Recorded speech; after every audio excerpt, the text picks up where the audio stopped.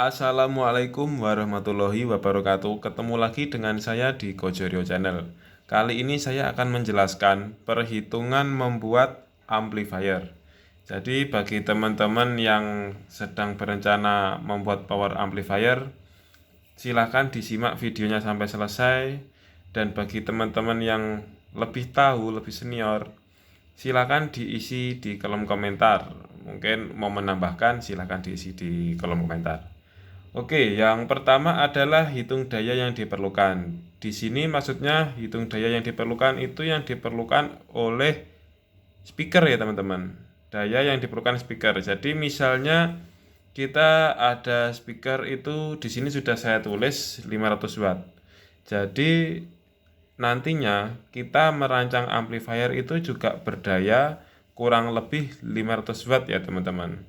Kalau misalnya speakernya 500 watt, terus kita membuat power amplifier itu maksimal tenaganya hanya 200 watt, maka suaranya atau kinerjanya dari speaker itu juga tidak akan maksimal ya teman-teman. Jadi sebisa mungkin kita menggunakan speaker dan power amplifier itu dayanya sama. Kemudian yang nomor 2, hitung transistor final.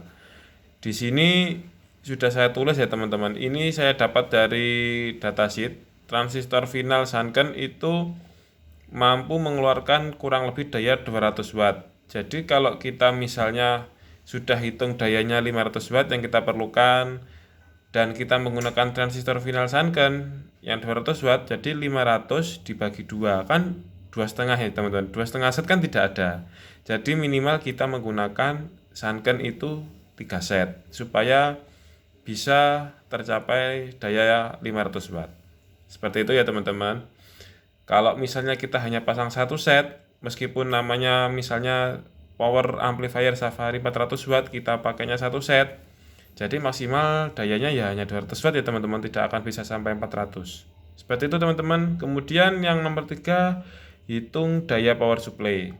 Setelah kita ketahui daya yang diperlukan, terus transistor finalnya berapa juga sudah ketemu. Selanjutnya kita hitung daya power supply-nya. Ini daya yang akan kita pasok ke power amplifier ya teman-teman. Supaya amplifier itu bisa bekerja maksimal, maka juga harus kita suplai tegangan atau suplai tenaga itu harus mencukupi ya teman-teman. Misalnya kalau dayanya 500 watt, bisa kita kasih power supply itu lebih tinggi sedikit. Misalnya kita kasih 600 watt supaya tidak ngedrop tenaganya teman-teman. Karena daya dari power supply sudah maksimal. Jadi power amplifiernya pun tenaganya juga akan ikut maksimal. Bagaimana kalau misalnya daya power supply-nya itu lebih rendah? Misalnya dayanya yang kita inginkan 500 watt. Kemudian transistor finalnya sudah kita hitung 3 set. Tetapi trafonya kecil teman-teman misalnya, dan dayanya yang keluar hanya 200 watt misalnya. Jadi ya meskipun sudah kita hitung 500 3 set, tetap tidak akan bisa keluar 500 ya teman-teman. Keluarnya tetap 200. Kenapa? Karena besaran output yang dihasilkan oleh power amplifier itu 100% dihasilkan dari atau dipasok dari daya power supply. Seandainya daya power supply-nya seperti tadi 200 watt, ya maksimal power amplifier outputnya itu tidak akan lebih dari 200, bahkan bisa turun ya teman-teman dengan alasan efisiensi dan yang lain sebagainya, yang terbuang jadi panas, seperti itu ya teman-teman. Kemudian yang nomor 4 adalah pilih driver power ampli sesuai PSU. Maksudnya pilih driver power sesuai PSU itu kita sesuaikan driver dengan tegangan yang sudah kita hitung ya teman-teman. Karena semua driver itu tegangan kerjanya tidak sama. Misalnya power amplifier 150 watt, kemudian power Safari 400 watt, power Hiroshi, dan yang lebih tinggi lagi, itu kan masing-masing tegangannya tidak sama ya teman-teman. Kalau misalnya kita hitung tegangannya 50 volt CT, kemudian driver yang mau kita pakai itu 68 watt ya tidak akan bertahan ya teman-teman. 68 watt kan hanya sanggup disuplai misalnya 18 volt. Jadi kita cari driver itu bukan karena karakter teman-teman, bukan karena karakter suara, tapi yang lebih utama, lebih penting itu kita memilih driver itu driver yang tahan kita pasok tegangan sesuai yang kita hitung ya teman-teman. Misalnya di sini VCT-nya ke 50, jadi setidaknya kita menggunakan power Hiroshi misalnya teman-teman. Jadi seperti itu supaya tidak jebol. Begitu juga sebaliknya ya teman-teman. Kalau misalnya daya yang maksud saya tegangan yang kita perlukan itu misalnya sangat rendah, misalnya 18 volt, tidak perlu kita menggunakan driver yang besar seperti Hiroshi yang misalnya bisa kita supply sampai tegangan 50 volt CT. Karena selain pemborosan, driver yang mampu disuplai tegangan tinggi tetapi diberi tegangan rendah itu akan muncul masalah teman-teman. Misalnya suaranya jadi serak, terus dan lain sebagainya lah, dayanya tidak keluar seperti itu. Jadi kita memilih driver itu utamanya bukan karena karakter suara, tapi karena berapa PSU yang sudah kita hitung ya teman-teman. Dan driver apapun, misalnya driver 150 watt atau driver Safari 400 watt atau driver Hiroshi sekalipun, kalau kita berikan satu tegangan yang sama dengan beban speaker yang sama, maka daya akhirnya tetap akan sama ya teman-teman. Jadi tidak usah buru-buru karena ini power wattnya besar langsung kita pasang ke amplifier kita, langsung kita ganti, tidak seperti itu.